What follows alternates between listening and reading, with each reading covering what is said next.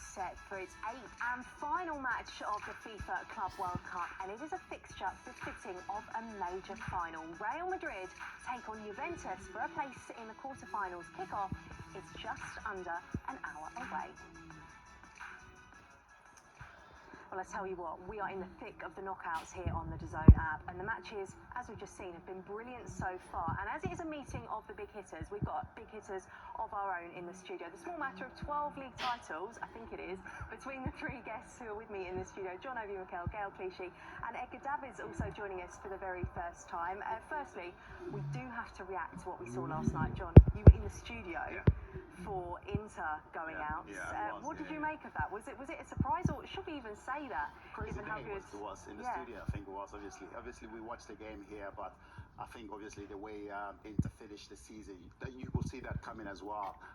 But yeah, the game against Fluminense, they were absolutely fantastic. Started the game really well and finished the game as well really well. Obviously the second goal from Hercules just killed off the game, but Inter did have their chances, I think, towards the end of the game, but they just couldn't score, and probably just lacked the quality in terms of the finishing the chances they had. But they didn't start the game well, obviously, but Fluminense were absolutely fantastic.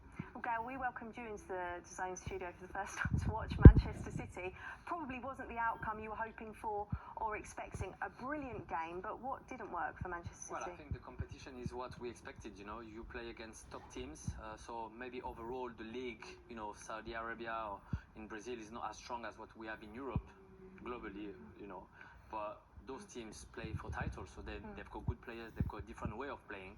And for us, people who play in Europe, it's a different football. So you need to adapt, and you can see the anger, you can see the desire to show people that the league is strong. And obviously, when you played for a team that just got out of the competition, it's never a good feeling, but it's the kind of competition you want to see. You want to see games, you want to see goals, you want to see a situation that you've never seen before.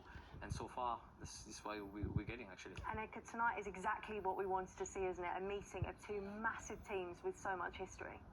Yeah, for sure. I mean, Real Madrid and Juventus, those are the names that you stay at home for. Yeah, they certainly are. And it's making the draw shape up really nicely as well. You want to get this away early, don't you, Mikel? Because you said to me straight away when I showed you this early, you said, it's great, we're going to win it.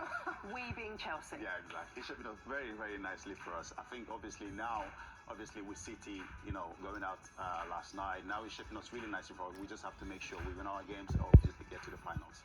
A reminder, if you haven't watched too much of Mikel during this tournament, every time he says we or us, he is talking about his beloved Chelsea. So yeah, it's all getting really exciting at the Club World Cup. But let's now head over to the Hard Rock Stadium and get confirmation of tonight's team news with our commentary team for the evening. Good afternoon to Michael Brown and Rich Wolfenden. Afternoon. Thank you, Kelly. Yeah, we are in our commentary position here in Miami, where the rain has been absolutely hammering down. Fingers crossed we get no weather delays this afternoon. But the team news is in for Real Madrid. It's the exact same side that beat RB Salzburg. In goal once more is Thibaut Courtois, starting in between the sticks, as he has done throughout this Club World Cup. It's a back three of Rudiger, Tchouameni and Dean Howson, who comes up against his former side today.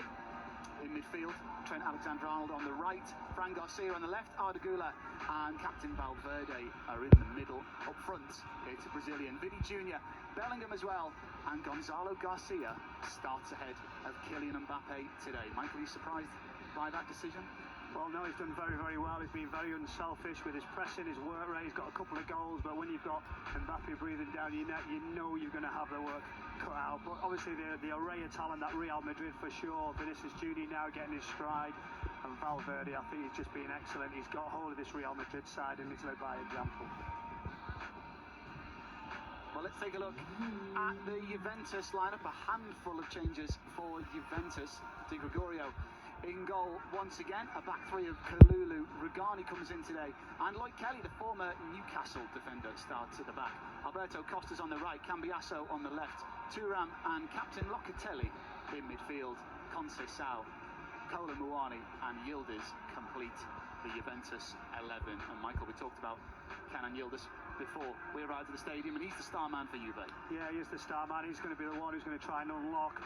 They've managed to rest a few. They've had to make some changes as well, unforced. But from there on, at the top of the pitch, Conceição, Kolo Muani, they are the ones who are going to have to affect the game because of Real Madrid's shift in that sort of formation with that back three. So, you know, I think it is advantage Real Madrid, we've got to be certain. But, you know, we've just got to watch Edgar Davids. I'm sure he's the one who's going to be looking for a Juventus win, and Kelly, don't upset him.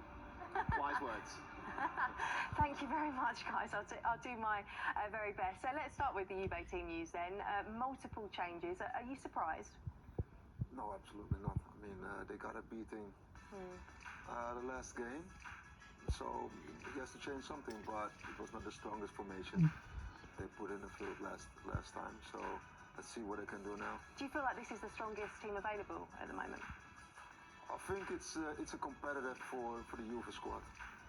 As for Real Madrid, no changes. Not to be surprised, we shouldn't be too surprised, sorry, by it, but the fact that they've got that man Mbappe back on the bench, that's going to provide a huge boost. I think the first thing I like to see with Madrid is to see the youth, you know, getting some minutes. You know, we've been talking about, you know, the last manager not giving them time, and I think sport at the elite level is for the youth. You know, this is what we want to see. So having this guy, you know, getting minutes is perfect. Obviously, having Mbappe coming back from a little issue will bring some more quality. Madrid is always going to be Madrid, so whoever you put will be performing because this is Madrid. But it will be interesting to see how Alonso in such a short time can implement his ideas, and you can already see glimpses of what he wants.